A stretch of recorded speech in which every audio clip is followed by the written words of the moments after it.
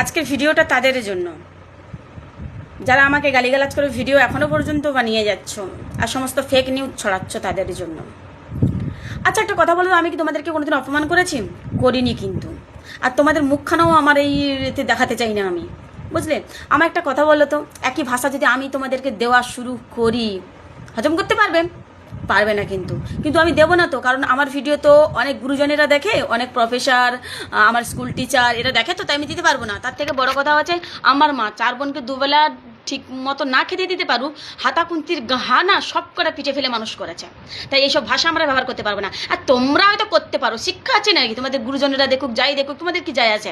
তোমাদের কি বোধ বুদ্ধি লজ্জাসরম বলতে কিছু আছে নাকি এত বাজে বাজে কথাগুলো ব্যবহার করো?